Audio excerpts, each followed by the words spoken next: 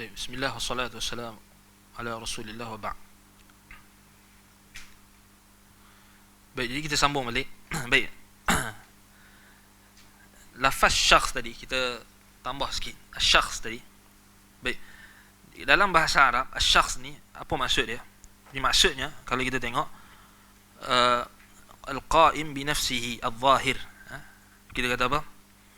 Sesuatu yang berdiri, tertegak pada dirinya sendiri. Itu disebut syakhs, disebut syakhs.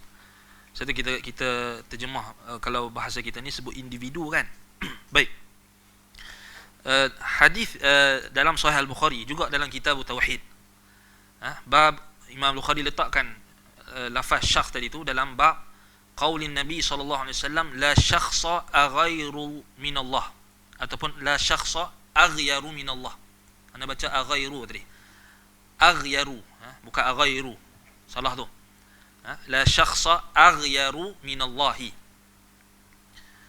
Tidak ada sesuatu ataupun tidak ada syakhs, tidak ada individu yang paling cemburu daripada Allah. Kemudian kalau tengok dalam hadis ni, Nabi sallallahu alaihi wasallam Imam Bukhari kata bab qaulin Nabi sallallahu alaihi wasallam la syakhsa aghyaru minallah. Tidak ada syakhs, yakni individu yang lebih cemburu berbanding Allah apabila maksiat ataupun perintahnya itu dilanggar. Itu maksud hadis ni. Baik. Kalau kita tengok ahlul kalam, antaranya Ar-Razi dalam Asasut Taqdis, dia kata hadis ni kita tak boleh faham syakhs tu syakhs, kita kena takwil. Sebab apa dia kata kita kena takwil? Sebab dia kata syakhs ni merujuk kepada individu yang mempunyai sifat makhluk, yang ada jisim dan sebagainya. So nampak tak punca dia takwil? Nampak tak? Sebab dia telah menyamakan syakhsullah dengan syakhsul makhluk.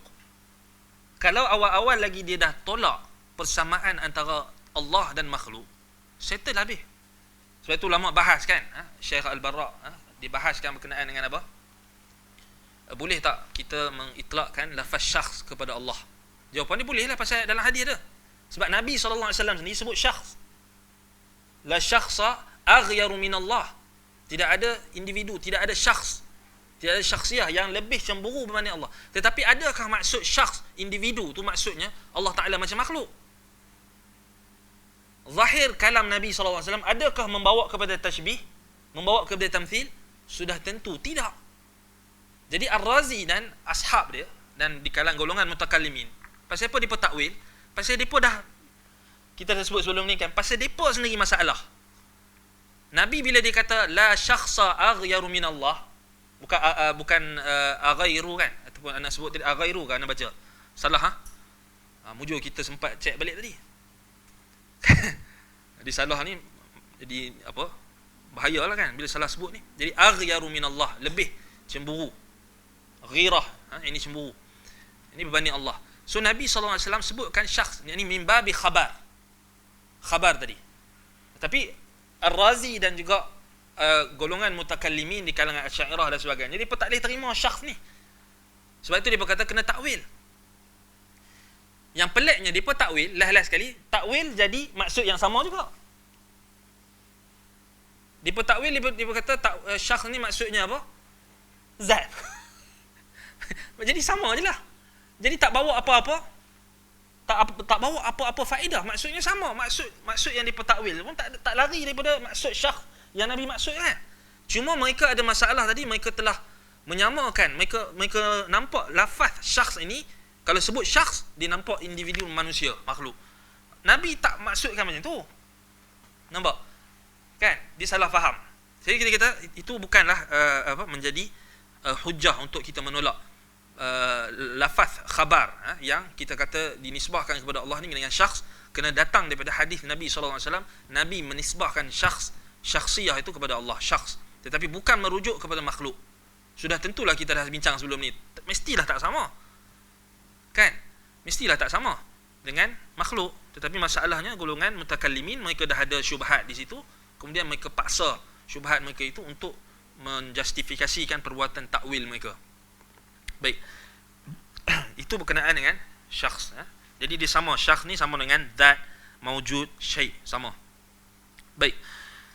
Yang kedua, nampak ulama still, walaupun kita kata khabar ni dia agak luas berbanding sifat dengan nama tadi, tapi still kena dalil.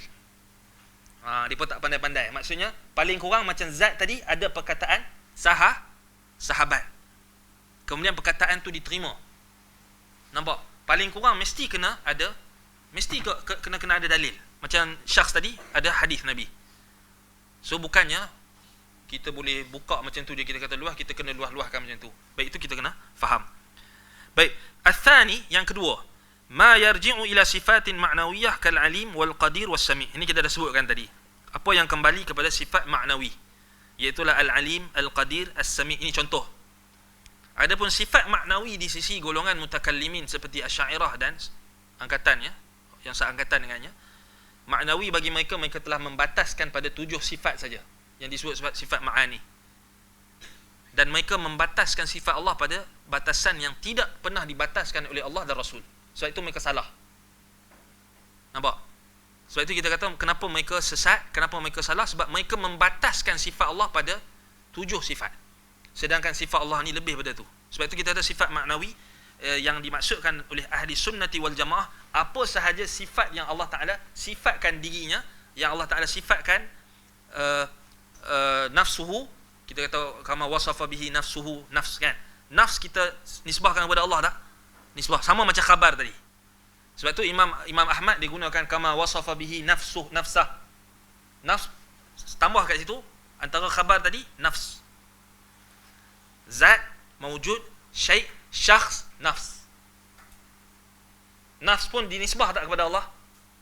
Tapi adakah kita terjemah jiwa ke? Kita terjemah zat Allah lah. Kan, bukannya macam manusia kita terjemah nafs tu maksudnya jiwa manusia, kita terjemah maksudnya Allah Ta'ala ada jiwa macam manusia, ada nafsu macam manusia. Salah lah. Nafs tu maksudnya zat Allah. Nampak? Zat Allah. Yang itu yang diguna pakai oleh ulama salaf ketika nak menyifatkan zat Allah. Kita nak sebut khabar tentang zat Allah. Jadi tambah nafs tadi. Sebab itu Imam Ibn Khuzaimah rahimahullah dalam kitab Tauhid, dia ada bincang bab khusus. Dia bab khusus tentang nafs. Dia dinisbahkan khabar kepada Allah SWT. Tetapi dia bukan nama Allah, dia bukan sifat Allah. Maksudnya kita tak boleh ya nafs, tak boleh ya nafs rabbi, tak boleh, sebab dia bukan sifat dan bukan nama, tapi dia datang khabar. Tambah tadi jadi apa? Khabar tadi apa? Zat, maujud, syai'un, syakhsun dengan nafs. Tu baru anda teringat. Baik. Yang kedua tadi, sifat maknawi tadi, kita kata dia mestilah apa yang ditetapkan oleh Al-Quran dan Sunnah, bukan apa yang ditetapkan oleh akal kita. Kita kata 7 saja, itu akal kita. Itu akal golongan mutakallimin, golongan falsafah. Sebab itu apa kesalahan mereka? Kerana mereka membataskan sesuatu yang tidak dibataskan oleh Allah. Salah. Nampak? Salah. Baik. Al-thalith, yang ketiga. Baik, sifat maknawiyah ni maksudnya sifat yang apa? Sifat yang disandarkan kepada Allah Subhanahu wa taala. As-Sami', Al-Alim, Al-Qadir, Al-Basir, dan seangkatan dengannya. Disebut sifat maknawi. Baik. Yang ketiga, ma yarji'u ila af'alihi nahwa al-khaliqu war-razzaq. Apa yang sifat yang dikembalikan kepada af'alillah, iaitulah perbuatan Allah. Seperti al-khaliq, ar-razzaq ataupun ar-razi ataupun ar-razzaq. Al-khaliq dia yang maha mencipta. Ar-razzaq dia yang maha memberi rezeki. Jadi fi'il ataupun perbuatan Allah di situ adalah apa? Dia memberi rezeki. Dan dia mencipta, khalq. Dan juga ar-rizq. Dia memberi rezeki. Baik. Sifat yang ketiga ini, yang bahagian yang ketiga ni, baik, kita kena faham apabila dia disebutkan dia kembali kepada af'alillah, kembali kepada perbuatan Allah, Apa-apa sahaja sifat yang kembali kepada perbuatan Allah, dia mesti ada kaitan dengan kehendak Allah. Mesti ada muta'alliqatun bi masyiatillah. Mesti ada kaitan dengan kehendak Allah. Sebab Allah mencipta dengan kehendak dia. Dengan masyiatih, dengan kehendak dia. Dia memberi rezeki pun dengan kehendak dia. Sebab itu berlakunya ada orang yang dicipta, ada orang yang tak dicipta. Ada yang dicipta, ada yang tak dicipta. Sebab Allah Ta'ala berkehendak untuk mencipta sesuatu. Ada yang diberi rezeki, ada yang tak diberi rezeki. Ada yang Allah Ta'ala beri rezeki, ada yang Allah Ta'ala tahan rezeki. Ada yang Allah Ta'ala bagi rezeki sekian kadarnya, ada yang Allah Ta'ala bagi rezeki tapi tak sama. Semua balik kepada apa? Masyiatillah. Sebab itu yang pembahagian yang ketiga ni, Ibn Qayyim kata ma yarji'u ila af'alihi, apa yang dikembalikan sifat itu kepada perbuatan Allah. Maksudnya kata para ulama, makana minas sifati muta'alliqatun bi masyiatillah, apa yang sifat-sifat Allah Ta'ala yang berkait dengan kehendak dia, dengan masyiah, dengan kehendak dia. Innama amruhu idza arada syai'an an yaqula lahu kun fayakun. Kehendak Allah. Bila Allah kata nak buat sesuatu perkara, dia kata jadi maka jadi. Balik kepada idza arada syai'an, yakni masyiatihi, iradatullah, balik kepada kehendak dia. Baik. Jadi itu yang ketiga. Itu yang ketiga. Baik, yang keempat. Jadi kita boleh nampak gambaran umum Ibnul Qayyim bagi kan. Sifat ni terbahagi kepada apa yang kembali kepada zat. Datang khabar cerita zat, mewujud, syai', syakhs, boleh digunakan khabar tadi. Kemudian yang kedua, apa yang disebut sebagai sifat ma'nawiyah, al-alim, as-sami', al-qadir, sifat ma'nawiyah. Baik, yang ketiga, apa yang kembali kepada af'alillah, apa yang kembali kepada perbuatan Allah, berkait dengan kehendak Allah. Beri rezeki, mencipta, apa lagi? Istiwa di atas arasy. Apa lagi? Turun ke langit dunia. Berkait dengan kehendak Allah, betul tak? Bila Allah berkehendak dia turun, bila dia tak berkehendak dia tak turun. Bila Allah Ta'ala nak beristiwa, dia beristiwa, berkehendak. Kalau dia nak turun, dia turun.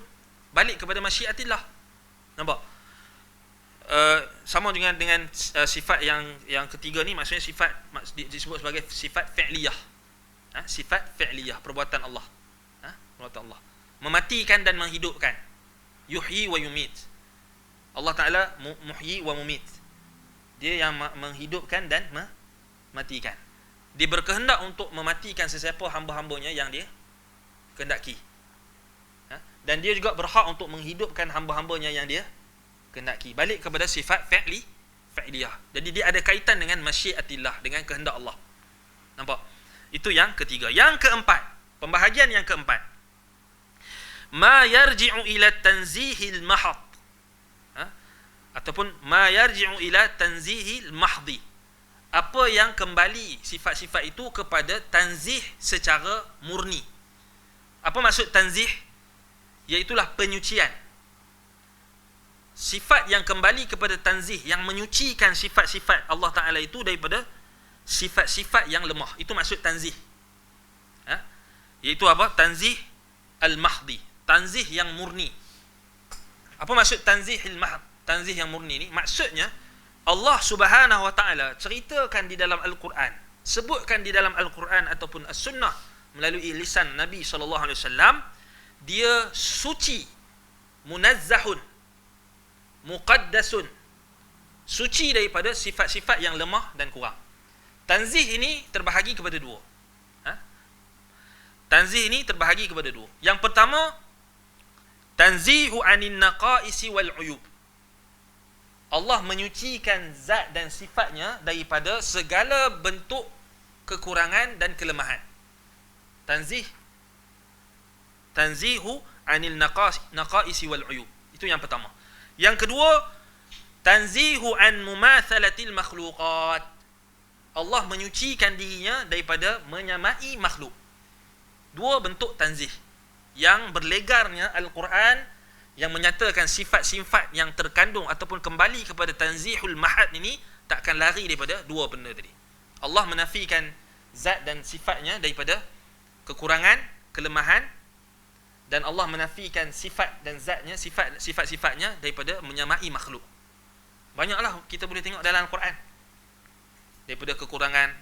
Bila Allah kata wama massana min lughub, bila Allah kata dia menciptakan langit dan bumi, apa yang ada di keduanya, fi sittati ayyam, dalam 6 tempoh, 6 hari.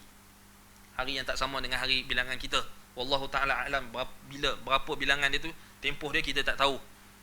Tapi Allah kata apa? Wama massana min lughub.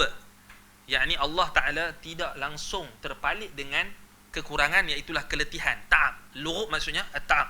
Allah tak pernah letih. Allah cipta alam ini dengan besarnya, dengan langitnya, dengan buminya, dengan apa yang terkandung di antara keduanya. Kesemuanya itu tidak langsung ada sedikit kekurangan bagi Allah, kelemahan, keletihan tadi. Sebab itu Allah nafikan, wama massana min lughub, ay wama massana min ta'abin, min at-ta'abi. Lughub maksudnya ta'ab, yang letih. Allah Taala tak letih. Tak macam makhluk. Makhluk kita baru bukan buat apa pun, baru duduk nak write, nak marking paper, kertas periksa, satu kertas pun dah letih. Kan? Bukan angkat barang berat pun, angkat kitab je pun dah lengah. Betul tak? Manusia itu makhluk, buat benda sikit letih. Betul tak? Jadi Allah Taala laisa kamitslihi syai' wa huwa samiul basir. Dia tak sama dengan makhluk. Sebab itu bentuk penafian ataupun tanzih daripada naqais wal uyub. Itu contoh. Yang kedua, Allah Taala mentanzih, menyucikan dirinya daripada mumatsalatil makhluqat, menyamai makhluk. Ini banyak agak laisa kamitslihi syai' wa huwa samiul basir. Itu ayat yang paling kita kena pegang. Dia tak sama dengan sesuatu apa pun. Syai' tadi tak sama dengan makhluk. Kemudian apa lagi? Walillahil mathalul a'la. Bagi Allah itu perumpamaan yang tertinggi, sifat yang tertinggi, yang tak mampu nak dibandingkan dengan mana-mana makhluk. Fala tadribu lillahil amthal. Allah larang untuk kita buat bandingan. Kita nak bandingkan Allah Taala dengan makhluk, Allah larang. Sebab tu Allah kata fala tadribu lillahil amthal. Jangan kamu membandingkan Allah dengan perumpamaan. Tak boleh nak dibandingkan. Tak boleh nak samakan Allah dengan makhluk. So ini bentuk dua tanzih. Dua tanzih kita kata naqais, tanzih anil naqais wal uyub, dengan tanzih anil mumatsalatil makhluqat, daripada kelemahan dan kekurangan, dan juga daripada menyamai makhluk. Jadi Allah menyucikan zatnya dan juga sifatnya. Baik. Satu poin yang sangat penting Ibnu Qayyim tegaskan di sini, wala budda min tadammunihi atau min tadammunihi thubutan idh la kamal fil adamil mahdi kal quddusis salam. Tetapi ada satu poin penting. Bila kita tanzih Allah Subhanahu wa taala, kita menyucikan Allah daripada sifat kekurangan dan menyamai makhluk, ada poin yang penting. Setiap bentuk tanzih, penyucian kita daripada menyamakan Allah dengan makhluk ataupun mengisbatkan kekurangan bagi sifat Allah, mesti terkandung di dalamnya penetapan sifat kesempurnaan, thubutul kamal. Disebut sini wala budda min tadammunihi thubutan idh la kamala fil adamil mahdhi. Maksudnya bila kita tanzih Allah Ta'ala, kita kata Allah tak sama dengan makhluk, Allah ni tak kurang, tak lemah, tidak sekian, seperti mana yang Allah Ta'ala nafikan sendiri, tidak mengantuk, tidak tidur, tidak letih. Dalam masa yang sama, mesti kena ada dalam penafian kita itu, kita menetapkan sifat kamal. Ini kita dah sebut sebelum ni kan. Siapa yang ingat, siapa yang lupa tak apa, kita ingatkan. Mesti kena ada penetapan sifat kamal. Maksudnya, bila kita kata Allah Ta'ala, bila Allah Ta'ala kata wama massana min lughub, dia tidak letih. Ketika setelah dia menciptakan langit dan bumi, apa yang tengah dia tak letih. Maksudnya bila kita kata dia tidak letih itu, kita mengisbatkan kamal qudratihi, kesempurnaan qudratnya, kesempurnaan kekuasaannya. Nampak? Sebab apa alasan Ibnul Qayyim kita kena macam tu? Idh la kamal fil adamil mahdi. Kerana tidak ada kesempurnaan bagi penafian secara mutlak. Sesuatu yang tidak ada, Adam, kalau kita kata tidak ada, apa yang sempurna? Tak ada kesempurnaan, betul tak? Contoh kita kata kita nafikan Bila kita selalu bagi contoh dengan makhluk, tapi kita qiyasul aula, walillahil mathalul a'la, tapi Allah lagi tinggi. Bukan kita nak sama Allah dengan makhluk, tapi kita nak bagi faham. Dipanggil qiyasul aula. Kan? Bila kita kita menafikan sesuatu sifat kekurangan. Katakan kita kata dekat orang yang kita sayang ataupun orang yang kita hormati. Katakan orang tu adalah apa? Raja ke, sultan ke apa? Kita nafikan sifat kekurangan bagi dia. Kita kata kat dia, engkau tidak bakhil. Kemudian kita stop. Adakah bila kita menafikan dia tidak bakhil itu menunjukkan kesempurnaan? Tidak. Kan? Boleh jadi kita tambah lagi. Engkau tidak bakhil, tapi engkau tak bakhil untuk rakyat, tapi bakhil untuk sekian. Maksudnya boleh lagi ada ruang untuk orang tak setuju ataupun orang menganggap benda itu tidak sempurna. Tetapi bila kita kata tuanku tidak bakhil, tetapi bahkan tuanku ini adalah orang yang sangat pemurah, sangat baik. Bila rakyat di dalam kesusahan, tuanku akan turun. Tuanku akan bantu. So nampak tak, kita telah mengisbatkan kamal, sifat kesempurnaan. Nampak? Sebab itu penafian semata-mata, penyucian semata-mata, ataupun kita kata menafikan sesuatu daripada sifat Allah itu tidak boleh berlaku melainkan kena ada di dalamnya isbatu sifatil kamal. Isbat sifatil kamal. Bila kita kata Allah Ta'ala tidak tidur, maksudnya Allah Ta'ala ni maha hidup. Allah Subhanahu Wa Ta'ala tidak mengantuk, maksudnya dia punya sifat dia yang maha hidup itu, yang sentiasa hidup dan sentiasa mengurus tadbir alam, mengurus tadbir urusan makhluknya. Qayyum. Kan Yesus kita hayyu ya qayyum. Itu maksud dia. Maksudnya bila kita nafikan Allah ni tidak tidur, Allah Taala tidak mengantuk, maksudnya kita mengisbatkan sifatul kamal, sifat yang sempurna. Maksudnya tak cukup semata-mata kita menafikan semata-mata. Jadi kalau kita tengok kaedah ahli bid'ah, dia menafikan kan, Allah tidak ini, Allah tidak di atas, Allah tidak di kiri, tidak di kanan, tidak di bawah, tidak. Adakah mengisbatkan sifat kesempurnaan? Jawabnya taklah. Bila Allah tidak di atas, tidak di bawah, tidak, sempurna ke? Maksudnya tak ada lah. Bila tak ada ni macam mana nak sempurna, betul tak? Cuba tengok ahli bid'ah di kalangan Jahmiyah dan golongan-golongan seangkatan dengan dia tidak. Dia cerita pasal Allah tidak bertempat, tidak. Lah sekali senang cerita, banyak sangat tidak ni, kata kat dia tak ada lah, senang cerita. Marahlah dia kan. Dia kata Allah mawjud juga. Tapi dia punya cara tu, cara dia nak tanzih Allah tak kena.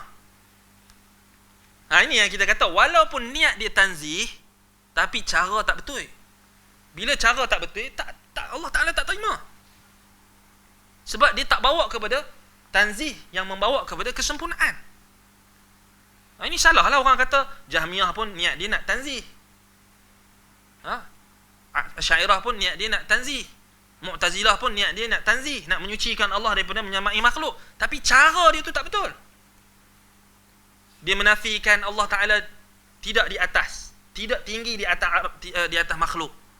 Itu bukan bawa kepada sifatul kamal, tetapi dia hanya menafikan sifat yang pada asalnya ditetapkan oleh Allah SWT dan tidak membawa sebarang pengisbatan yang membawa kepada kita mengisbatkan sifat kamal, sifat kesempurnaan Allah. Hakikatnya dia bawa pada tak ada apa-apa. So tak ada benda tu, akhir sekali bawa kepada tak ada, senang gitu. Nampak? Kan bila kita jumpa orang, kita kata dia tidak ini, tidak, semua tidak. Apa yang ada? Tak ada apa. Betul tak? Tidak. Kita tak langsung tak ada isbat. Itu maksud dia. Baik, itu yang keempat. Jadi Ibnul Qayyim rahimahullah bagikan contoh. Antaranya sifat dalam kategori ini, contohnya Allah Ta'ala namanya Al-Quddus Wassalam.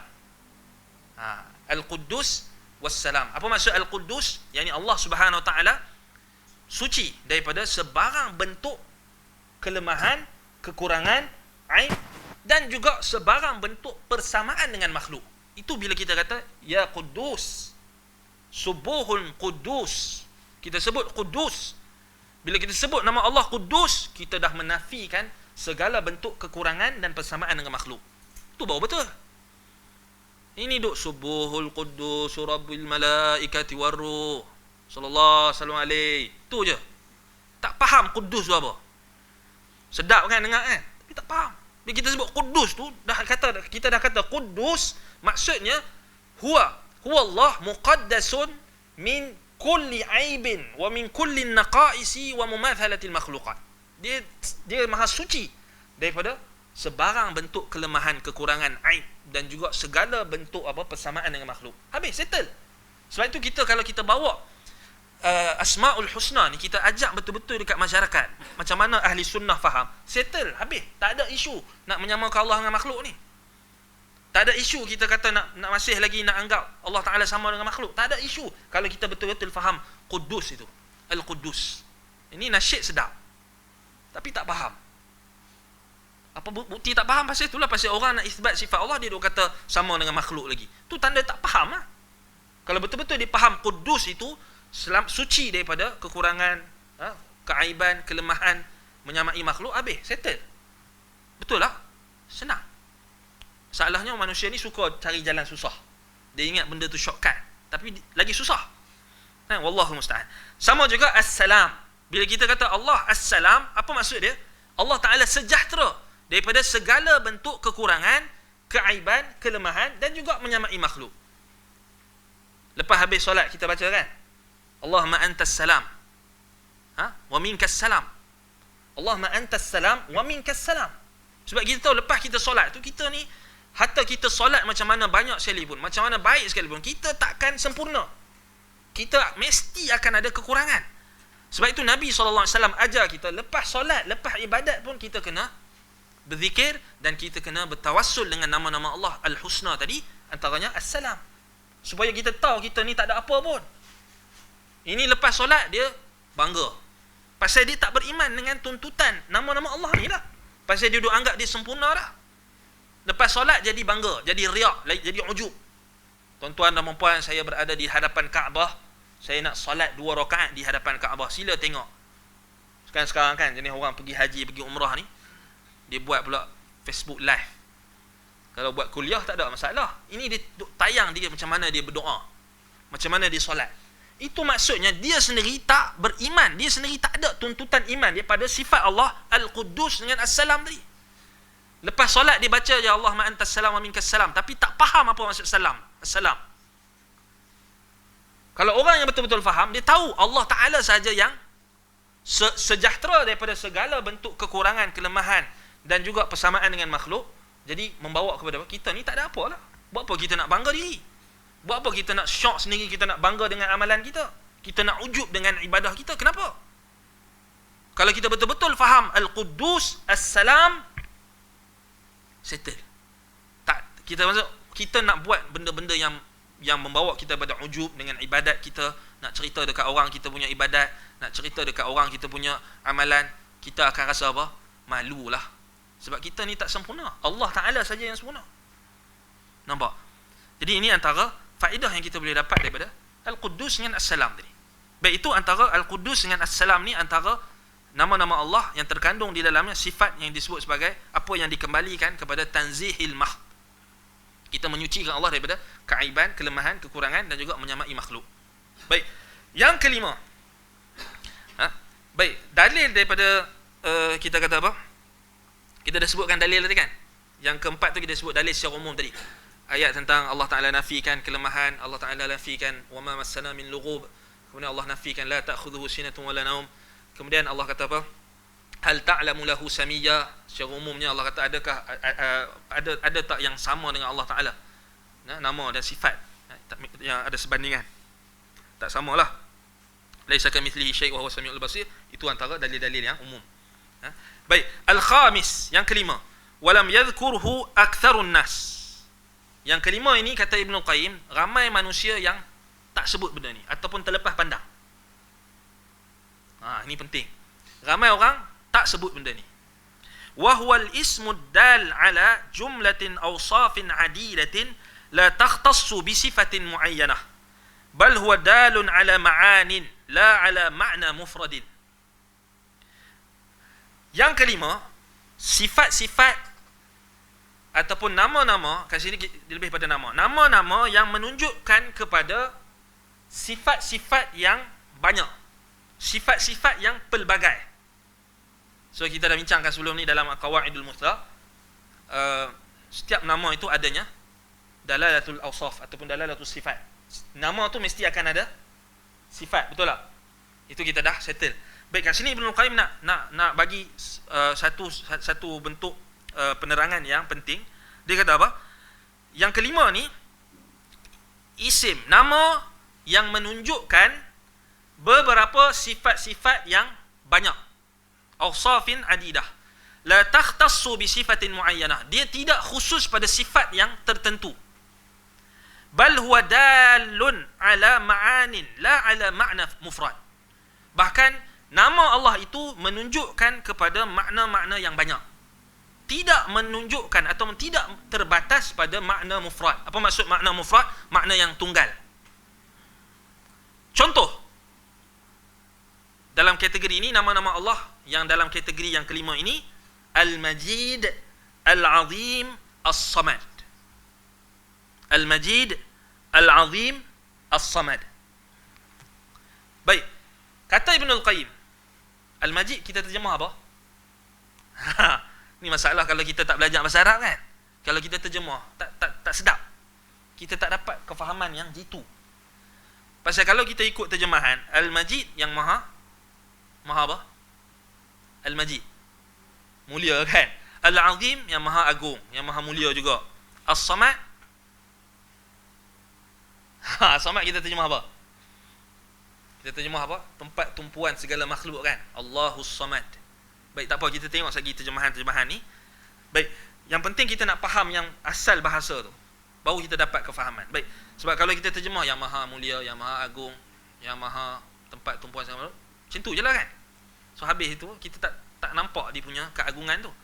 Baik, fa innal majid man ittasafa bi sifatin muta'addidatin min sifatil kamal. Baik, majid ini, al-majid, kata Ibnul Qayyim, ianya diberikan gelaran ataupun disifatkan kepada sesiapa yang mempunyai sifat-sifat yang banyak. Yang mana kesemua sifat-sifat yang banyak itu semua adalah sifat-sifat yang sempurna. Walafdhuhu yadullu ala hadha, dan lafaz al-majid ini menunjukkan akan apa yang disampaikan, akan maknanya. Fa innahu mawdu'un lis-sa'ati wal kathrati waz ziyadah. Orang Arab digunakan majid ni pada untuk merujuk kepada tiga makna. Ini kita nak tengok makna yang asal, bukan terjemahan semata-mata. As-sa'ah yakni keluasan. Wal kathrah banyak. Waz ziyadah penambahan. So majid ni digunakan untuk merujuk kepada tiga maksud ini. As-sa'ah keluasan, al-kathrah banyak, az-ziyadah penambahan. Sesuatu yang bertambah. Bertambah. Baik. Wa minhu qauluhum, kata Ibnul Qayyim, antaranya perkataan orang Arab. Fi kulli syajarin narun wastamjada atau wastamjadal marhu wal atharu. Baik, ini pepatah Arab. Dia kata fi kulli syajarin narun wastamjadal marhu wal atharu. Pada setiap pohon ada api yang banyak, iaitulah pada pohon al-marhu wal athar. Maksudnya orang Arab, dia kalau dia nak hidupkan api, dia akan cari dua pokok ni, al-marhu wal athar. Orang tanya ana, apa pokok ni ustaz? Ana pun tak tahulah. Kita pun tak pernah tengok. Tapi pokok ni dikatakan pokok yang dia ada ranting yang paling apa?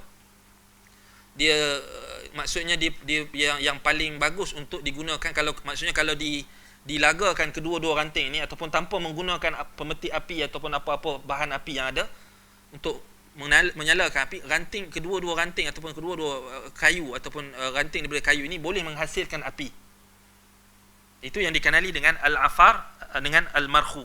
Baik, kalau kita tengok dalam Al-Quran, dalam surah Yasin ayat 80, Allah kata apa? Allazi ja'ala lakum minasy-syajaril akhdari nara fa idza antum minhu tuqidun. Ya Allah Taala yang menjadikan bagi kamu api ataupun menjadikan bagi kamu apa? Syajaril akhdari nara, yakni pokok hijau yang menghasilkan api. Yang digunakan untuk kamu menyalakan api. Baik. Kalau kita tengok dalam tafsir Ibnu Katsir rahimahullah, Ibnu Katsir kata waqila al-muradu bidzalika sarhun al-markhu wal-afaru. Yang dimaksudkan dengan syajaratil akhdar, pokok yang hijau yang boleh menghasilkan api itu adalah pokok al-markhu wal-afar. Yang orang Arab, memang orang Arab tahu.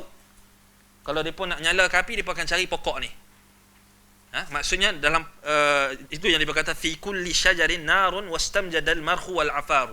Pada setiap pokok yang kita nak cari untuk nyalakan api, yang paling banyak yang boleh hasilkan api adalah pokok al marhu wal afar. Itu maksud dia. Maksudnya yang banyak. Syahidnya di sini banyak. Baik. Sebab itu Ibnu Katsir kata yumbitu fi ardil Hijaz fayati min man arada qadhan nar wa laysa ma'ahu zanad. Baik, pokok al-afar dengan al-marh ni yang Ibnu Katsir tafsirkan syajaratil akhdari nara dengan pokok ini, maksudnya orang Arab memang tanam di semenanjung tanah Arab di Hijaz. Memang diketahui oleh orang Arab. So Al-Quran turun untuk menjelaskan apa yang difahami oleh orang Arab. So itu kita kata ini yang tafsiran yang betul lah. Apa yang orang Arab faham lah. Tapi ada pula di kalangan sebahagian ulama-ulama kontemporari dia tafsirkan syajaril akhdari nara ni, dia kata apa? Fotosintesis. Kan? So fotosintesis. Maksudnya kita pun tak tahu macam mana ditafsir tu. Tapi kita kata ala kulli hal kita nak selamat, kita balik pada tafsir yang orang Arab faham lah. Kan? Macam contoh dia tafsirkan tayran ababil. Dia tafsirkan apa? Virus. Padahal burung yang Allah Ta'ala utuskan, ababil ni bukan nama burung kan. Orang Melayu kita tayran ababil ni kata burung ababil. Nama burung tu burung ababil. Ababil tu sifat dia. Sifat burung-burung ni datang dalam berkumpulan, dalam berbondong-bondong berkumpulan. Itu ababil. Kita pun sedap buat nasyid ababil. Nama burung. So orang kita mudah terpedaya kan. Dia tak faham, dia buat faham. Tu masalah kan. Jadi setengah ulama tafsir yang datang kemudian, tafsir kontemporari ni, tu kata-kata bahaya juga tafsir macam ni. Dia tafsirkan tarmihim bihijaratin min sijil tu, dia tafsirkan apa? Dia tafsirkan virus. Dia tafsirkan virus. Dia kata ni virus. So tak betul. Sebab dia dah bersalahan dengan siyak ayat yang Allah Ta'ala turunkan Al-Quran dalam bahasa Arab. Sama juga macam faman ya'mal mithqala dzarratin khairan yarah. Zarrah tu ditafsirkan atom. Tak betul, orang Arab tak faham atom. Orang Arab faham zarrah ni semut putih yang berjalan atas anggota badan kita yang kita tak sedar, dia kecil. Tu zarrah. Nampak? Sebesar zarrah. Jadi orang Arab faham macam tu. Sama juga macam ayat ni kita kena faham macam konteks dia lah.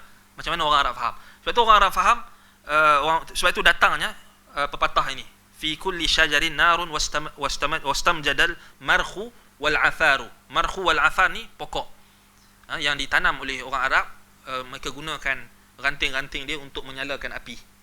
So itu yang dimaksudkan dengan banyak kat situ. Wastamjadal marhu wal afar. Maksud banyak api yang akan terhasil daripada pokok dua pokok ni. Baik. Wa amjadan naqata alafan. Iaitu orang Arab juga kata unta ni makan, dia kunyah makanan yang banyak. Amjadah. Maksudnya kalau dia kunyah tu dia makan makanan yang diberikan, dia akan kunyah dengan banyak. Maksudnya dia akan makan dengan banyak. Kalau kita tengok dia kunyah rumput ke apa ke, dia tak akan kunyah sikit kan. So dia akan kunyah banyak. Dia akan makan makanan tu dengan banyak. So itu kata wa amjadan naqata alafan. So unta ni dia akan makan dengan banyak. So, itu maksud amjada. Itu konteks dalam bahasa Arab. Baik, sebab itu Allah Ta'ala sebut dalam Quran, wa minhu, kata Ibnu Qayyim, dzul arsyil majid. Allah Ta'ala pemilik arash yang majid. So disifatkan di sini majid itu sifat kepada arash. Ada dua qiraat di sini. Kalau kita baca dengan dzul arsyil majidi, maksudnya sifat majid itu dinisbahkan kepada arash. Arash adalah makhluk Allah yang paling agung. Ada qiraat yang lain baca dzul arsyil majidu. Maksudnya majidu itu dikembalikan kepada sifat Allah. Jadi dua-dua qiraat ni boleh betul lah maknanya. Tetapi yang kita baca dzul arsyil majid. Baik. Sifatun lil arsy. Jadi dia merujuk majid itu sifat kepada arash. Li si'atihi wa 'idhamihi wa syarafihi. Kenapa Allah nisbahkan arash ni mulia, majid? disebabkan oleh apa? Si'atihi, kerana keluasan dia. Arsh ni luas. Sampai Nabi SAW tak boleh nak cerita dekat sahabat keluasan dia. Wa 'idhamihi, besarnya dia. Wa syarafihi, dan kemuliaannya. Sebab itu disebutkan Zul Arshil Majid. Baik, kalau kita nak sebut tentang Arsh ni, memang panjang lah. Sebab tu kitab yang terbaik untuk kita tahu tentang Arsh ni antaranya Kitabul Arsh oleh Al-Imam Al-Hafiz Al-Zahabi rahimahullah. Imam Al-Zahabi dia ada himpunkan riwayat-riwayat berkenaan dengan Arsh. Disebut sebagai Kitabul Arsh. Arsh, cerita pasal Arsh. Cerita pasal Arsh. Dan kenapa kita tengok rata-rata kita ni tak faham Arsh tu apa. Kita tak pernah tahu sifat Arsh ni macam mana. Sebab itu kita tak pernah rasa pengagungan kepada Allah Subhanahu Wa Taala.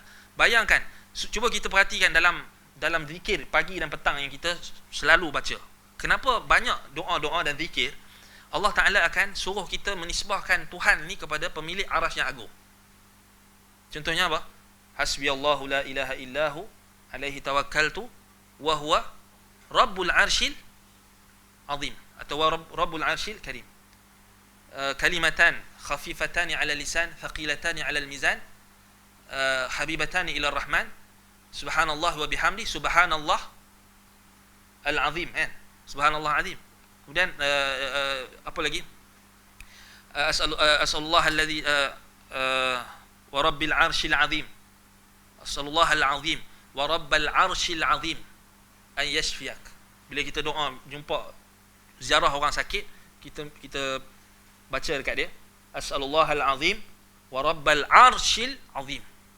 Aku mohon kepada Allah yang Maha Agung, wa rabbil arshil azim, dan Tuhan pemilik yang menciptakan Arsh yang agung. Kenapa Allah Ta'ala perintahkan Nabi SAW supaya nisbahkan Arsh ni kepada dia? Dia adalah Tuhan kepada Arsh yang agung. Kenapa disifatkan Arsh ni agung? Maksudnya kita kena tahu sifat dia. Arsh ni makhluk Allah. Nampak? Makhluk Allah yang teragung, yang paling besar, antara yang terbesar. Yang digambarkan oleh para nabi, oleh Nabi SAW dan dalam Al-Quran, yang disifatkan dengan Arshil Majid, Arshil Karim, Arshil Azim. Sebab dia ada sifat-sifat dia ada perkara yang dinyatakan oleh Nabi SAW tentang keagungannya. Bahkan kalau kita tengok balik, Nabi SAW cerita dekat sahabat. Nabi tengok apa? Sahabat tengok sahab, dia tengok awan. Lepas tu tengok asap. Nabi tanya, ni apa? Kamu panggil apa? Awan. Ni kamu panggil apa? Ni asap. Kemudian Nabi SAW ceritakan dekat sahabat, antara langit yang pertama dengan langit yang kedua, jaraknya adalah 500 tahun perjalanan.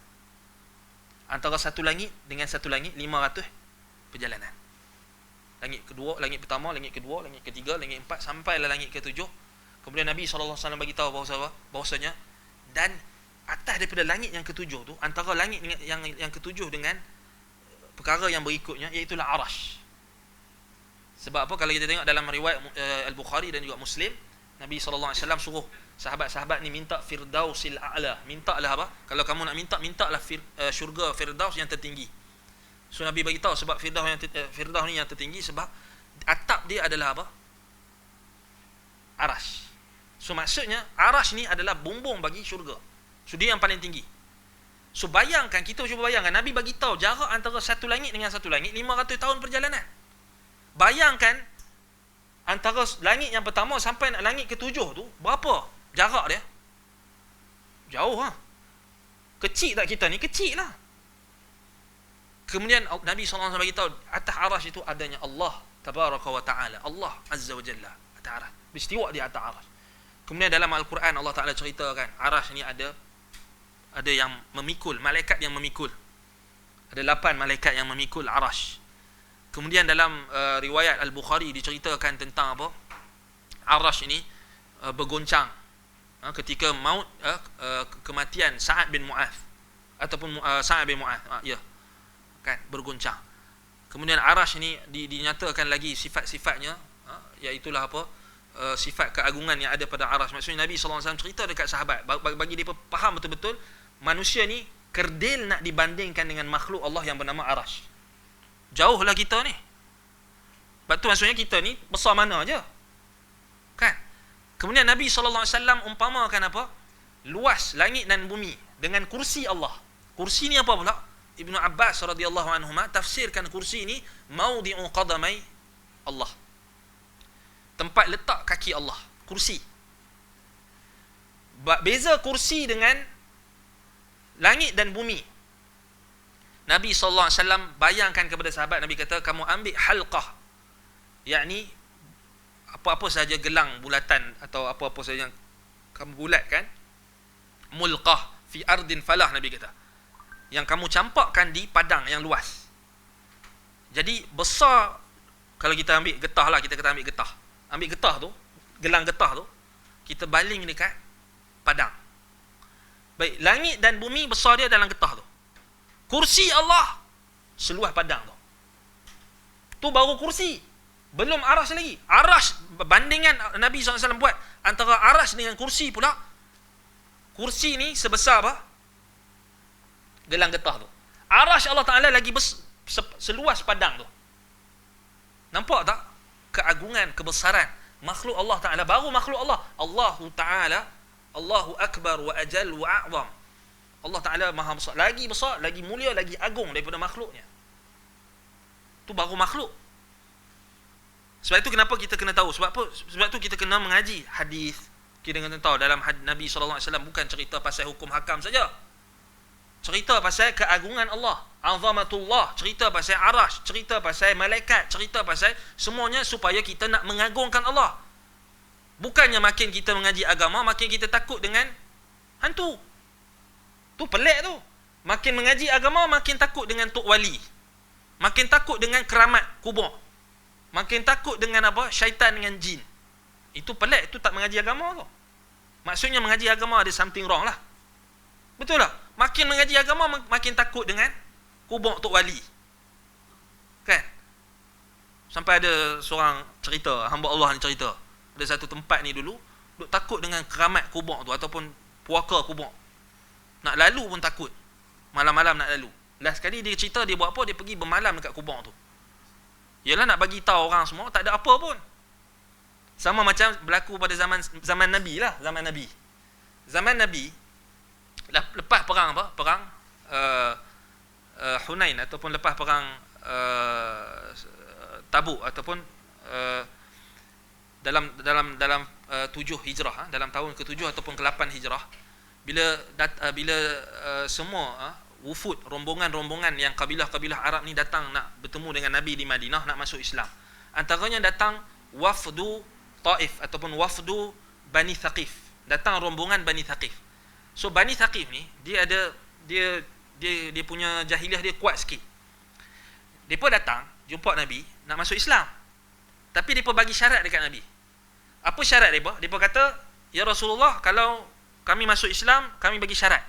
Syaratnya jangan kau musnahkan berhala Latta." Syarat dia, jangan musnahkan berhala Latta kami ni. Nabi tak terima. Dia pun tahu Nabi mesti tak terima punya, ni berhala. Kan? Dia minta syarat yang berikutnya. Dia kata apa? Kalau macam tu, kalau kau nak musnahkan berhala Latta ni, jangan suruh orang kami buat. Jangan suruh kaum kami buat. Suruh kaum lain, suruh orang lain. Nabi kata okey, tak apa. Nabi suruhlah Abu Sufyan dengan Amr bin al-As, tak salah. Ataupun Khalid al-Walid, 2 orang. Kan? Belum sampai lagi, rupa-rupanya pasal apa? Depa punya takut pasal apa? Rupa-rupanya depa ada keyakinan. Belum sampai lagi 2 orang sahabat ni nak musnahkan, dah jadi jadi kita apa? Huru-hara dekat Taif tu sendiri. Orang-orang perempuan Taif Bani Thaqif ni semua duk pakat menjerit-jerit, menangis-nangis, takut apa? Takut terjadi benda yang tidak baik kalau mereka memusnahkan berhala Al-Latta tadi. Semua takut. Rupa-rupanya yang suami depa mai tu pun takut kat bini. Itu cerita sebenarnya. Sebab tu depa tak mau. Sebab depa ada keyakinan, orang perempuan Taif ni Bani Thaqif, dia kata apa? Kalau kita musnahkan berhala Latta ni, kita akan kena musibah, kita akan kena penyakit. Kita kena ditimpa ulah. Macam itulah. Orang Melayu percaya tulah lah, keramat lah, puaka lah. Macam tu lah. Jahiliah lah tu. Lepas pada tu, Abu Sufyan dengan Khalid al-Walid hancurkan berhala tu. Tak dengar pun riwayat kata Abu Sufyan mati lepas tu ke, Khalid Al-Walid kena penyakit pelik-pelik ke, hidup je kan, siap boleh pergi berjihad lagi. Tak ada. Nak bagi tahu apa? Jahiliah ni daripada dulu sampai sekarang. Saya tu kalau tengok orang takut kan, takut nak lalu dekat kubur, takut nak lalu dekat jalan-jalan yang penuh apa, berlaku kemalangan yang banyak, dia kata puaka, dia kata macam-macam, hantu berlegak dekat situ lah. Kan ada kat mana, kat Kelantan apa, pocong. Kan? Katanya ada pocong kata. Sampai Tok Imam Masjid pun takut. Tok Imam Masjid pun kata kita kena cari pengamal perubatan. Allah la ilaha illallah. Tu tara Tok Imam Masjid tu, Tok Bilal. Takut lagi dengan benda-benda macam tu. Jadi tak kena lah kan. Maksudnya puncanya apa? Kerana ada kekurangan sebab mereka tak faham keagungan Allah. Wa ma qadarullah haqqa qadri. Mereka tidak mengagungkan Allah sebenar-benar pengagungan. Punca dia. Sebab itu kita tengok dalam masyarakat kita, takut hantu ke, takut puaka apa semua, jembalang apa semua ni, puncanya yang paling utama kerana mereka mengabaikan pengajian akidah asma' wa sifat ni. Nama-nama Allah dan sifat-sifat Allah. Kerana tak ada. Kalau 70 tahun hidup duk belajar tajwid dia. Tajwid. Baca tentang arash, tapi tak pernah nak tahu arash tu apa. Tak pernah nak upgrade ilmu. Tahu dia baca ayat Quran Zul Arshil Majid, tapi dia tak pernah nak faham apa maksud Zul Arshil Majid ni. Macam mana ahli sunnah faham? Yang dia duk faham hantu, jembalang, syaitan apa semua tu. Takut. Itu jadi masalah. Sebab itu kita kata benda ni kita nak kembalikan masyarakat kepada agama yang asal. Agama yang murni. Antaranya adalah dengan kita kembalikan pengajian tauhid berdasarkan ahli sunnati wal jamaah, khususnya dalam bab masalah asma'ullahi al-husna wa sifatihil ula, nama-nama Allah dan sifat-sifat ini. Baru kita akan dapat masyarakat yang tak takut lagi dengan hantu, jembalang, tok bomoh dan sebagainya. Itu jadi masalah hari ini kan. Sebab kita duk pening kan, apalah punca dia. Kita duk cari apa punca dia. Mengaji agama, mengaji balik daripada Azhar, mengaji Madinah pun ada, mengaji daripada Lubnan, mengaji daripada Morocco, macam-macam, tapi duk takut hantu lagi, duk takut setan lagi. Peliklah kita kan. Rupa-rupanya ni punca dia. Sebab itu antara kitab yang terbaik juga, kita tak sebut dari Arash ni, antara kitab kalau kita nak cari tentang Arash ni, kita cukup kita rujuk Sahih Bukhari, Sahih Muslim, ada banyak hadis-hadis yang menjelaskan tentang sifat Arash. Tapi kalau kita nak lebih tahu spesifik, riwayat-riwayat dihimpunkan ulama berkenaan dengan Arash sahaja, antaranya Kitabul Arsh oleh Imam Az-Zahabi. Rasanya ada dah terjemahan. Kitabul Arsh Imam Az-Zahabi. Kita nak tahu sebab apa? Kita nak tahu supaya kita dapat pengagungan kepada Allah. Bila kita tahu tentang makhluk dia yang agung seperti Arash ini, kita nak supaya bertambah pengagungan kita kepada Allah. Begitulah juga satu kitab juga antara yang ulama tulis tentang keagungan Allah ini, iaitulah Kitabul Azamah oleh Abi Shaykh. Walaupun kitab tu setengah ulama tak galakkan sebab dia bercampur dengan Israiliyat, dia bercampur dengan hadis-hadis dhaif, palsu dan sebagainya, tetapi dia antara kitab yang pertama sekali yang membahaskan tentang keagungan Allah dalam bentuk dia datangkan riwayat-riwayat. Maksudnya tujuan Imam Abu Shaykh ataupun nama pengarang dia Abu Shaykh yang wafat dalam lebih kurang kurun yang keempat, dia antara ulama ahli sunnah wal jamaah yang membawakan tema keagungan Allah. Sebab itu kita agak kurang dalam masyarakat kita ni duk cerita pasal agama. Banyaknya memang baguslah kita duk cerita pasal hukum tajwid, baguslah, kita tak kata tak bagus. Kita duk cerita pasal hukum fiqh, taharah, istinja, bagus, bukan tak bagus, penting bukan tak penting, tapi kurang cerita pasal keagungan Allah. Kan, kalau belajar sifat Allah ni, belajar sifat 20. Belajar apa? Style ilmu kalam. Ilmu kalam macam mana dia nak agungkan Allah. Allah pun dia tak kenal. Kan? Kita duk pakai, kita duk import golongan falasifah. Aristotle, dia Tuhan pun tak percaya, macam mana kita nak pakai dia punya kaedah? Sebab itu mereka orang-orang kafir, orang falasifah, ahlul kalam, mereka tak pernah rasa takut dengan Allah. Ayat Quran pun tolak macam tu je. Pasal dia tak ada pengagungan pada Allah tu. Tak ada. Kita dengar kalam Allah, dengar sabda Nabi SAW, dengar hadis ni, kita gerun. Bukan main-main. Kan? Itu orang beriman. Bukannya dia dengar ayat Quran, Allah ayat Quran je, dia tolak macam tu. Itu orang-orang yang terjebak dalam ilmu falsafah ni, dia sampai tahap Allah Ta'ala cabut. Dia tak ada rasa pengagungan kepada nas. Tak ada pengagungan kepada nama-nama Allah, kepada sifat Allah. Al-Quran, kalam Allah, sifat Allah. Sebab tu tak ada pengagungan. Dia boleh ikut suka hati dia baca Quran dengan lagu fusak. Kan dekat Indonesia kan, dia baca Quran, kemudian dia main muzik. Kemudian baca Quran dengan lagu Jawa, Taranum Jawa. Taranum yang ada sekarang ni pun, taranum ni bukannya Islam pun. Taranum ni yang kita duk sedap sekarang ni. Orang kita duk pakat duk mengaji taranum ni. Bukan asal daripada Islam pun. Asal daripada Parsi. Ilmu taranum tu. Bayati, Hijaz apa tu kan. Sabah apa semua tu.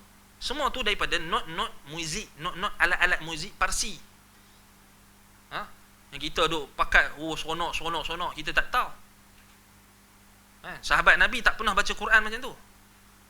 Kan? Lepas tu orang tanya, ustaz macam mana taranum ni? Kata taranum ni tak ada lah. Benda muhdath lah. Baca Quran macam mana ustaz? Baca Quran macam suara yang Allah Ta'ala bagi kat kita. Nabi suruh kita taranum, kita taranni atau kita melagukan Quran dengan lagu-lagu dengan suara kita yang tak dibuat-buat. Sebab tu Nabi kata laisa minna man lam yataghanna al-Quran, bukan di kalangan kami orang yang tidak melagukan Quran. Bukan maksud Nabi melagukan Quran ni kita pergi ambil alat muzik, duk takalluh berat-beratkan diri nak sama dengan not muzik tu, salah.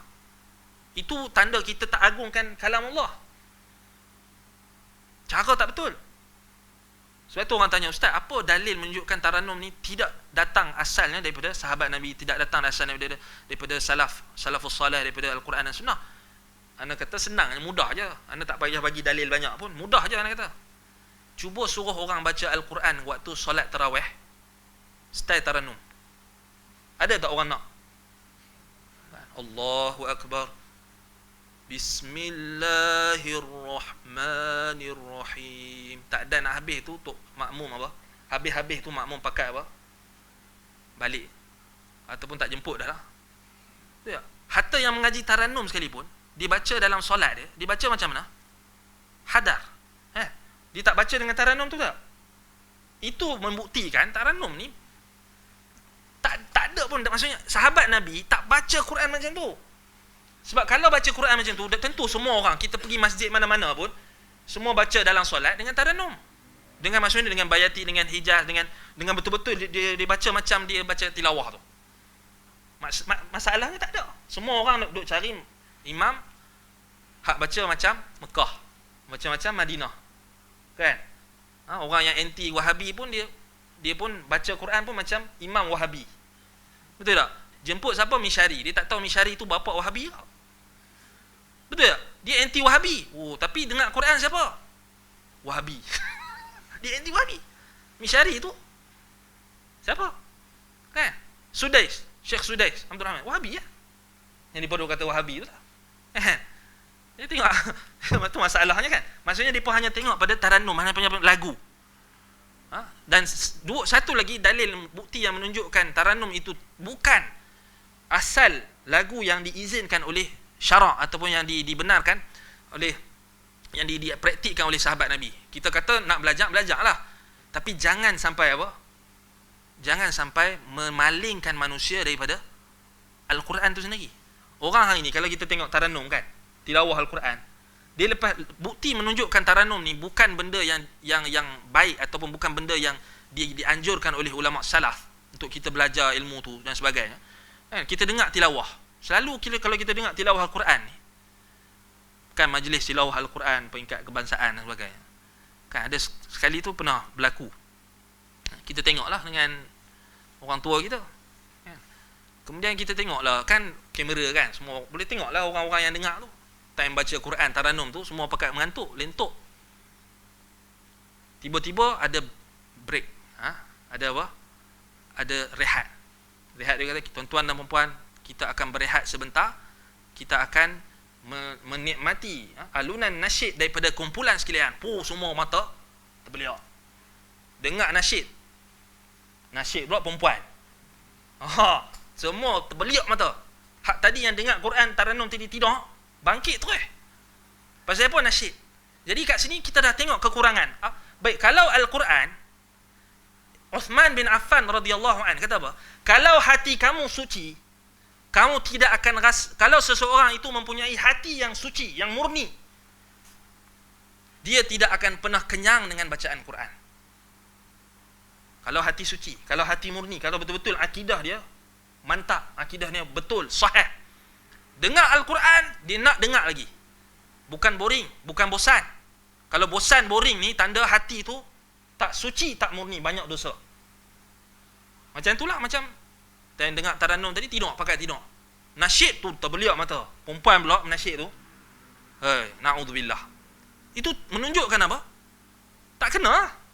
Memang akhir zaman Nabi dah bagi tahu Al-Quran ni akan dijadikan mazamir, akan dijadikan nyanyian, lagu. Dia akan dijadikan hanya semata-mata nyanyian ataupun rentak-rentak irama, lagu-lagu yang hanya macam halwa telinga saja. Itu antara tanda-tanda akhir zaman. Sebagaimana dalam Sahih Al-Jami' disebutkan, Nabi SAW sebutkan, segeralah kamu beramal sebelum datangnya 6 perkara. Antaranya 6 perkara, salah satunya Nabi kata apa? Qaumun ataupun nasha'a nashwan ataupun qaumun yattakhiduna al-Qur'ana mazamira. Akan muncul satu kaum di kalangan umatku yang akan menjadikan Al-Quran ni hanyalah seperti seruling-seruling, yakni nyanyian-nyanyian. Dia dengar Quran pasal dengar suara tu sedap. Dia tak pernah nak tahu Al-Quran cerita pasal apa, makna Al-Quran tu apa. Betul tak? Ini antara kekurangan yang ada dalam masyarakat kita yang kita kena cuba untuk tampung. Maksudnya, kalau taranum, kalau orang yang terlibat dengan tilawah apa semua ni, paling kurang buatlah apa? Penjelasan tentang ayat. Kan? Kadang-kadang tu dah ada dah dia punya terjemahan, tapi tak cukup. Penjelasan tentang ayat. Gantilah yang nasyid tu, tak payahlah nasyid, orang nak dengar Quran. Betul tak? Bagi Quran ni Quran lah. Kalau nasyid, pergi nasyid lah. Jangan campur aduk kan. Ni atas alasan orang bosan dengan Quran, dia buat apa? Benda yang tak sepatutnya. Panggil nasyid pula. Jadi orang lagi suka nasyid. Silap-silap hari bulan, orang-orang yang kafir dengar ni, dia akan bagi hujah pula. Kita nasyid lagi bagus daripada Quran. Bahaya. Sebab apa? Sebab dia tengok orang ni tidur mengantuk waktu apa? Dengar tilawah Al-Quran. Sebab itu kita kena hati-hati. Maksudnya benda ni kita kata itu kekurangan yang ada. Sebab itu balik pada sifat arash tadi, keagungan. Ini semua kita nak cerita pasal malaikat, pasal arash, pasal makhluk-makhluk Allah yang ghaib yang disebutkan dalam Quran dan Sunnah. Semuanya tujuan, maqasid utamanya adalah untuk mencapai ta'zimillah, pengagungan terhadap Allah. Cerita pasal jin dengan syaitan, bukan nak agungkan jin dengan syaitan, tapi nak bagi tahu jin dengan syaitan ni lemah. Jin dengan syaitan ni tak ada apa pun nak dibandingkan dengan Tuhan. Tak ada apa pun nak dibandingkan dengan Allah. Sebab tu ayat kursi yang kita baca tu, Allah Ta'ala hanya sebut apa? Kursi dia. Betul tak? Kan? Antara yang Allah Ta'ala sebutkan dalam ayat kursi itu kursi. Sebab tu dia namakan ayat kursi. Kursi Allah. Makhluk Allah yang paling agung. Tapi nak dibandingkan dengan makhluk dia, syaitan, iblis ni. Syaitan dengan iblis pun tak boleh menandingi makhluk dia yang agung tu. Baru kursi Allah. Baca ayat kursi kita tak faham. Sebab apa? Pasal tak faham kursi tadi. Dia tak faham keagungan. Maksudnya dia tak boleh nak menzahirkan keagungan Allah ketika dia baca ayat Quran. Ini bahaya. Ini antara perkara yang memalingkan seseorang daripada Al-Quran apabila dia tak boleh faham ayat Quran. Dia tak boleh faham sebagaimana yang difahami oleh sahabat, sebagaimana yang difahami oleh salafus salih. Lepas tu salafus salih bila mereka dengar ayat kursi, dia mengagungkan Allah. Bukan dia takut dengan syaitan. Baca ayat kursi pasal takut syaitan. Kan? Bukti dia apa? Pasal ayat kursi tu dia hanya faham nak halau syaitan. Bukan macam tu. Kan? Dia ingat syaitan ni tak boleh baca ayat kursi, padahal syaitan tu boleh baca ayat kursi kau. Maksudnya dalam situasi macam itu, yang dikira kita ini adalah kefahaman kita. Kalau syaitan, jin, macam dalam hadis riwayat Al-Bukhari ataupun Muslim, datang mengajar dekat Abu Hurairah yang kes harta zakat tu kan, dia bukan Abu Hurairah belajar dengan syaitan, salah tu. Tapi syaitan, jin waktu tu, dia bagi satu alasan atau untuk dia melepaskan diri. Dia kata dia akan ajar satu benda yang paling bermanfaat. Itulah dia nak ajar ayat kursi. Abu Hurairah ni dia semangat lah. Kemudian dia tanya Nabi SAW, kemudian Nabi mengiyakan. Tapi Nabi kata apa? Sadaqaka wa huwa kadhub. Dia benar dalam dakwaan dia tentang ayat kursi tadi, tetapi dia pendusta. Iaitulah pendusta besar pasal dia datang tipu engkau. So Nabi tak kata suruh pergi mengaji dengan syaitan, tapi Nabi mengiyakan faedah ilmiah yang syaitan bagi dekat Abu Hurairah. Kan? Jadi sahabat Nabi dia tak faham. Maksudnya lepas pada tu kita tak pernah dengar sahabat-sahabat Nabi ni faham syaitan ni maksudnya dia semata-mata kita baca ayat Quran dia boleh lari, tak. Bahkan cuba tengok dalam Quran, Allah Ta'ala suruh kita buat apa bila kita nak baca Quran. Fa idza qara'tal Quran Fasta'idz billahi minasyaitonir rajim. Apabila kamu nak baca Al-Quran, maka mintalah perlindungan kepada Allah daripada syaitan yang rajam. Maksudnya kita, orang yang beriman, bila dia baca Al-Quran, bila dia nak solat, dia nak baca Quran, syaitan akan datang. Ini menunjukkan baca Quran saja tak boleh menyebabkan syaitan lari. Semata-mata baca Al-Quran tak boleh menghalau syaitan. Ini dalil dia. Sebab bila kita baca Quran, syaitan lagi datang. Sebab itu Allah suruh kita isti'adzah, pasal dia akan ganggu bacaan kita. Dia akan ganggu kefahaman kita. Dia akan ganggu hafalan kita. Dia akan datangkan keraguan. Sebab itu kita minta lindung kepada Allah daripada syaitan. Orang kita faham, baca Quran, syaitan lari. Itu yang datang Ghostbuster. Buat khidmat baca Quran untuk halau syaitan. Ini salah. Dia sendiri tak faham konsep Al-Quran tu dibaca untuk apa. Dia tak faham. Fail. Ataupun setengah orang kita bila dia baca Quran kan, baca Quran dekat orang yang kena rasuk ni, orang tu menggelupur. Kan? Pusing-pusing menggelupur. Oh, dia kata hebat. Salah. Nabi SAW baca Quran, Allah Ta'ala suruh apa? Minta lindung daripada syaitan. Kan? Kita baca Quran, orang menggelupur. Orang jadi gila. Tu tanda kita tak betul. Jangan kita syok sendiri, oh aku hebat pasal bacaan Quran aku hebat. Pasal orang ni boleh apa? Jin boleh apa? Meronta-ronta. Padahal jin tu dah tahu, dah tipu kita. Tipu orang tu. Pasal jin tahu, dia ni bodoh. Mudah terpercaya. Dia yang kena tipu dengan jin tu. Jin tu dah tahu. Cuba tengok jin dalam surah Al-Jin. Jin orang Islam. Datang dengan Nabi baca Quran. Apa yang mereka dengar? Mereka dengar ambil pengajaran. Mereka tahu tauhid yang diajar oleh Nabi. Kemudian mereka balik. Jin yang Islam ni lagi baik daripada orang Islam yang tak mengamalkan Islam ni. Itu sebab kita kena puji jin Islam yang dalam Quran, dalam surah Al-Ahqaf dan surah Jin tu. Sebab mereka betul-betul beriman. Faham ayat Quran yang mereka dengar Nabi baca. Kita hari ni mengalahkan jin. Jin lagi faham. Kita tak faham-faham. Kan? Tu yang jadi ruqyah sikit. Nak inilah ruqyah masal lah. Kan dianggap Quran ni macam tu. Konsep Al-Quran ni untuk halau jin semata-mata tanpa kefahaman yang betul, akidah yang benar. Salah. Baik, itu kita kena faham. Baik. Kemudian kita balik pada bahasan kita. Kata Ibn Al-Qayyim rahimahullah, wa ta'ammal kaifa jaa hadzal ismu muqtarinan bi talabi as-salati min Allah ala rasulih kama 'allamana sallallahu alaihi wasallam, li'annahu fi maqami talab al-mazid wa ta'arrud li si'ati al-'ata' wa kathratihi wa dawamihi, فأتى في هذا المطلوب باسم يقتديه كما تقول اغفر لي وارحمني إنك أنت الغفور الرحيم ولا يحسن إنك أنت السميع البصير فهو راجع إلى المتوسل أو متوسل إليه بأسمائه وصفاته وهو من أقرب الوسائل وأحبها إليه. Baik.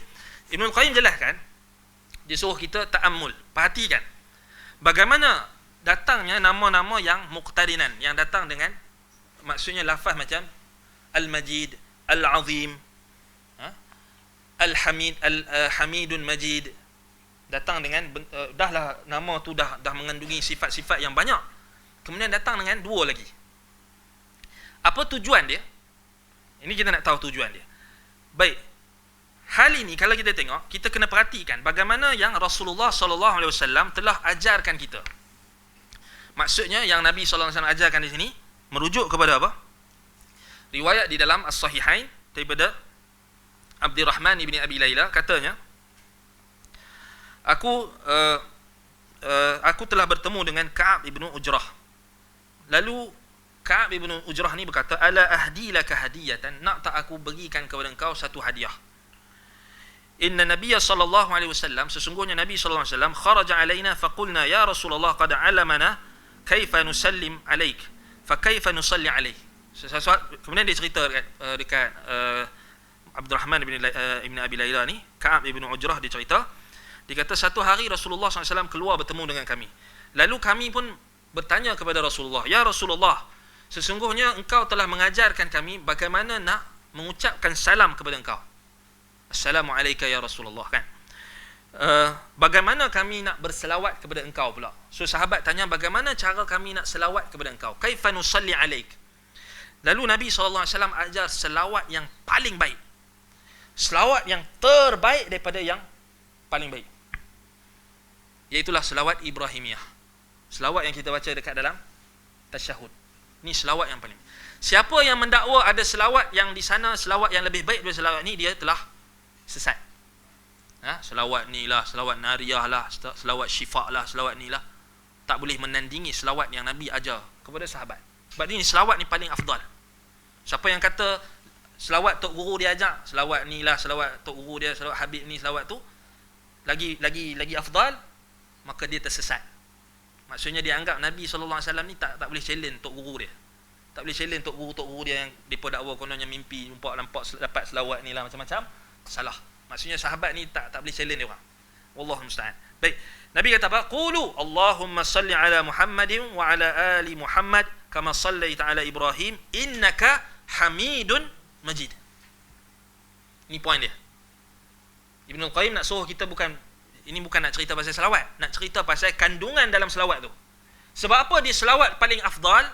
Sebab Nabi SAW telah menyatakan di dalam lafaz selawat tersebut dua nama Allah yang paling mulia, yang paling agung, iaitulah apa? Innaka Hamidun Majidun. Nampak? Sesungguhnya engkau wahai Allah Hamidun, yang maha terpuji, yang segala pujian itu milik engkau. Hamidun maksudnya Allah Ta'ala ni segala bentuk pujian-pujian yang ada semuanya ditalakan kepada Allah Subhanahu Wa Ta'ala, diserahkan kepada Allah Subhanahu Wa Ta'ala, kerana dia yang paling sempurna. Maksudnya segala bentuk pujian yang menunjukkan Allah Ta'ala ini maha sempurna, maka itu semuanya milik Allah. Maksudnya kalau kita kata hari ini ada pujian, ada orang ni puji orang tu, orang ni puji, itu semua nak dibandingkan dengan pujian kita kepada Allah, sikit pun tak boleh nak dibandingkan. Orang tu puji kan, macam kita lah, kita panggil yang di-Pertuan Agong, panjang tak nama dia? Duli Yang Maha Mulia Yang di-Pertuan Agong, Sultan sekian dengan nama, dengan gelaran dia lagi sekian dengan DPPP, PJK, AAM, NKO, QQQ semua tu. Banyak kan? Pujilah tu, segala pujian.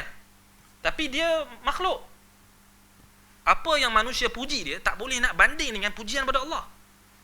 Itu pelik orang yang agungkan raja tapi dia tak agungkan Allah, ni pun pelik juga. Jadi sembah raja kan? Jadi sembah raja pula, macam orang Melayu dulu-dulu lah. Sebab tu yang jadi apa? Raja zalim, raja ditentang, raja adil, raja disembah kan? Kemudian dia orang tukar lah. Raja adil, raja dia apa? Dijulang kan? Tak apalah, baguslah tukar. Ni sampai sembah raja. Itu jadi masalah. Kita orang kita kan, bila raja di dunia ni punya apa? Oh, kagum, hebat. Tapi raja bagi segala raja-raja Allah Ta'ala, mana pengagungan kamu terhadap Allah Ta'ala? Malikul Amlak, Maliki Yaumiddin, Rabbul Alamin. Raja bagi segala raja-raja. Mana pergi pengagungan? Sampai hukum yang dia tetapkan engkau boleh remehkan. Tiba-tiba orang kritik raja, marah. Orang hina Allah Ta'ala, orang hina agama Allah, orang hina syariat Allah, dia tak marah. Bukan kita nak setuju orang yang hina raja ni. Tak betul lah hina raja. Nabi tak bagi. Kan? Kita kena hormat raja-raja. Tapi jangan sampai apa? Penghormatan kau kepada raja yang dia manusia biasa juga. Yang dia makan, tidur, minum, kencing, berak macam kau juga. Engkau agungkan dia, engkau angkat dia melebihi Allah Subhanahu Wa Ta'ala yang merupakan raja bagi segala raja. Pelik. Setengah orang ni sampai memang zaman dulu-dulu memang ada. Kata zaman Bani Abbasiyah, orang yang sampai tahap apa? Mengangkat raja-raja ni lebih daripada Tuhan. Pun ada, memang dah ada dulu. Sebab puncanya kerana tidak mengagungkan Allah dengan sebenar-benar pengagung. Dia tak kenal Allah tu siapa. Nampak? Yang dia nampak makhluk, dia nampak raja dia. Dia nampak raja dia segala-galanya. Hak Allah Ta'ala ni kan, jumpa raja pakai punyalah kemah, sampinnya lagi tempah baju ni baju tu. Jumpa Allah Ta'ala time solat pakai singlet je, pakai baju tidur je. Bayangkan mana pengagungan kepada Allah. Nak jumpa raja-raja punyalah apa? Ui, dahsyat. Kalau boleh ambil cuti kan. Trim rambutnya, janggutnya, macam-macam, kilat kasut, tempah baju mahal-mahal. Time nak jumpa Allah, time solat, boleh tengok macam tu. Itu nak bagi tahu pengagungan kepada Allah tu dah ada masalah bila kita terlampau mengagungkan makhluk lebih daripada Allah. Puncanya kerana tadi kita tak tahu keagungan Allah. Semua balik pada asma' wa sifat tadi. Nampak? Baik. Sebab itu kata Syekh, innaka Hamidun Majid. Majid maksudnya apa? balik pada maksud yang tiga yang Ibnu Qayyim sebut tadi apa? Merujuk kepada as-sa'ah wal kathrah waz ziyadah. Maksudnya Allah Taala yang maha mulia, yang maha agung, yang segala sifat kesempurnaan itu kembali kepadanya. Itu yang dimaksudkan dengan Majidun Hamidun Majid. Sama juga macam Dzul Arsyil Majid. Sama juga macam kalau kita tengok dalam ayat-ayat yang lain, kalau kita tengok bila disebutkan tentang apa, Al-Ghafurur Rahim, kan, Al-Ghafurur Rahim, yang maha mengasihani, yang mana rahmahnya Allah Ar-Rahim, Allah Taala yang maha mengasihani, yang maha menyayangi. Kasih sayang Allah, rahmat Allah mengatasi rahmat makhluk. Sebab itu Nabi SAW buat perumpamaan kepada sahabat. Nabi dalam tawanan perang, ada seorang wanita yang tengah kendong anak dia untuk menyusukan. Kemudian Nabi SAW bayangkan dekat sahabat, Nabi kata, bayangkan kalau adakah kamu sangka wanita yang mengendong anaknya itu, yang masih bayi itu, yang masih menyusu itu, sanggup untuk mencampakkan anaknya ke dalam api? Sanggup mencampakkan anak dia? Nabi suruh sahabat-sahabat ni fikir. Nabi kata tak mungkin. Nabi kata Allah Subhanahu Taala lebih rahmat berbanding ibu itu pada anak dia. Saya nampak tak qiyasul aula. So Nabi SAW ajar dekat sahabat macam mana kita tengok kauniyah, macam mana kita tengok perkara-perkara berkenaan makhluk ni untuk kita dapat pengagungan pada Allah. Kita tengok yang di Pertuan Agong ada dia punya singgahsana, ada dia punya tentera. Apa kita kena fikir? Kalau ikut kaedah yang Nabi suruh sahabat fikir tadi, kita kena isbatkan keagungan Allah lebih daripada raja tu. Kalau dia dah ada kat dunia ni singgahsana dia hebat, dengan emas, dengan macam-macam, Allah Subhanahu Taala ajallu wa a'zam wa akbar wa a'la. Allah Taala maha tinggi, lagi hebat, lagi agung daripada agung-agung yang ada di dunia ni. Itu maksudnya Nabi nak suruh sahabat fikir. Macam sama juga kalau kita tengok kan seorang mak ni, seorang anak, kita pun tengoklah orang yang pergi haji, pergi umrah, pergi haji, ada seorang anak ni dia sanggup kendong mak dia, dah tua, sanggup kerana kasihkan mak dia. Kita kena fikir Allah Ta'ala lagi kasihkan pada kita, pada hamba-hambanya, lebih daripada makhluk sayang pada sesama makhluk. Sebab itu Allah kata apa? Ar-Rahimun yarhamuhumur Rahman. Nabi kata Ar-Rahimun yarhamuhumur Rahman irhamu man fil ardi yarhamukum man fis sama. Orang-orang yang merahmati, orang-orang yang mengasihi, orang-orang yang ada kasih sayang, ada rahmat, akan dikasihi, akan dirahmati oleh Allah Ar-Rahman. Maka kasihilah orang yang ada di muka bumi, maka nescaya kamu akan dikasihi oleh Allah Ar-Rahman yang ada di langit. Sebab itu ini maksudnya kita bila tengok apa-apa saja peristiwa yang berlaku, kita kena tengok, kita kena fikir bahawasanya Allah Ta'ala lebih agung, lebih mulia. Sama juga kalau kita kena sikit demam panas, apa yang kita kena buat? Kalau ikut Nabi SAW, cara Nabi nak bagi sahabat ni dapat pengagungan kepada Allah ni, kita kena demam panas sikit. Apa kita kena buat? Kita kena fikir azab Allah Ta'ala ni lagi panas. Azab api neraka tu lagi berpuluh-puluh, berjuta-juta kali ganda lagi panas daripada azab yang sikit ni. Maksudnya kat situ kita akan dapat pengagungan kepada Allah. Waktu tu kita sedar diri. Nampak? Tengok orang lain susah. Maksudnya kita kena tengok ini apa yang Allah Ta'ala uji dia. Kemudian kita tengok nikmat yang Allah Ta'ala bagi dekat kita. Banyak. Itu mendatangkan kita mengagungkan Allah dan mendatangkan kita sentiasa untuk bergantung kepada Allah. Diri kita ni bergantung kepada Allah. Sebab itu cara yang, contoh yang kita boleh buat secara praktikal ni, apa yang kita nak buat dengan sifat Allah Ta'ala. Bila kita faham sifat-sifat Allah Ta'ala yang maha agung ni, maksudnya dalam praktikal kehidupan kita, apa yang kita nak buat? Kita tengok orang kaya, kereta besar, janganlah kagum sangat, betul tak? Kan? Ni sampai tengok orang tu kaya, millionaire, kita kagum lebih. Sampai ada setengah orang ni, dia punya style, dia sampai jadi mengaji pun dia nak pilih orang.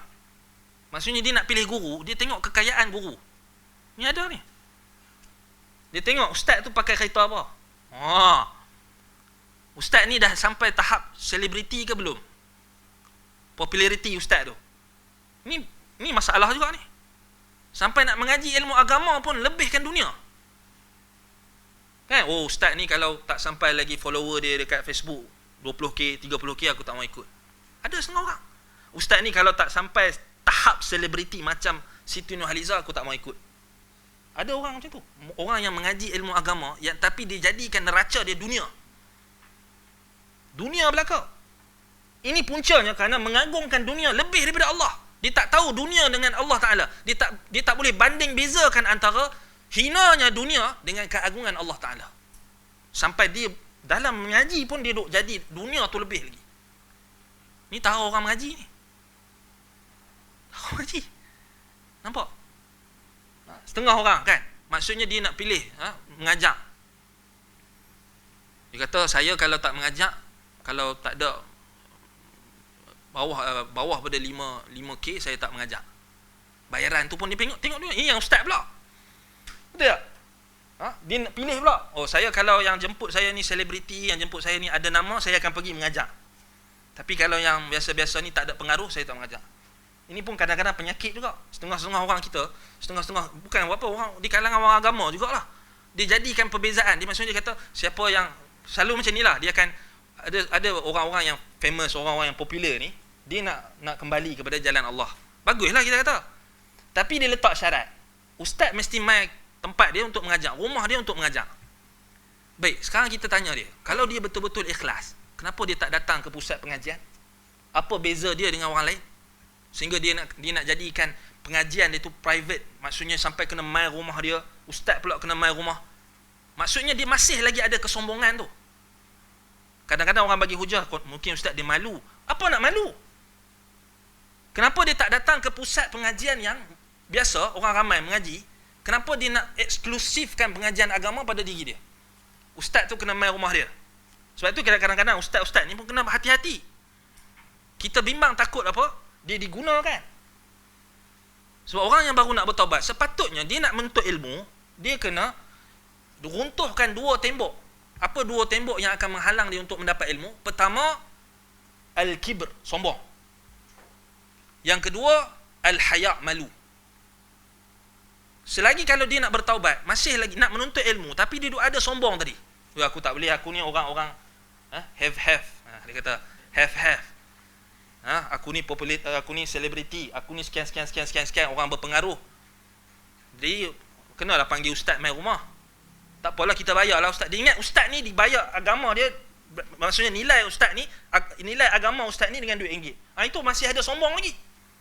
Kita cakap terang-terang ni nak bagi nasihat, teguran bagi setengah orang. Sebab tu ustaz-ustaz, orang agama, dia kena bijak, dia kena tengok benda ni sebenarnya akan merosakkan dia. Sebab dia dah nampak apa? Bila dah banyak tinggi sikit kan, orang lain tempat mengaji dia mungkin 100, 200. Tempat ni sekali 5,000, sekali 1,000. Tak gelap mata dia? Gelap mata manusia. Akhir sekali, kawan tu buat apa pun tak apalah, boleh. Pasal apa? Pasal dia dah terikat tadi. Kena hati-hati. Sebab tu orang yang nak bertaubat, kita kena suruh dia datang ke majlis ilmu, runtuhkan tembok malu dan tembok sombong dia tadi. Bukannya dia kata saya kaya, saya ada sekian, semuanya dia boleh dapat dengan mudah. Apa beza dia dengan orang lain yang datang menuntut ilmu? Datang dengan susah payah, jauh. Datang sampai yang daripada Singapura pun datang ke sini kan. Sini ada yang datang daripada luar negara. Jauh. Yang dekat-dekat ni tak main-main. Yang jauh juga datang. Pasal apa? Kita nak bagi tahu tak ada beza. Orang yang menuntut ilmu ni dia kena apa? Hilangkan sombong dia. Kalau selagi ada sombong, kata Mujahid bin Jabar al-Makki, la yustata'ul ilmi al-mutakabbiru wal mustahi. Tidak akan dapat ilmu orang yang ada sombong dan orang yang malu. Malu pun tak boleh kak. Dia kata malu pasal dia orang kenal. Apa malu? Kalau malu tak dapat ilmu lah. Pasal dulu dia banyak dosa. Tak boleh. Orang lain pun banyak dosa juga. Mai mengaji. Tundukkan keegoan, tundukkan kesombongan dengan menuntut ilmu daripada orang yang ada ilmu.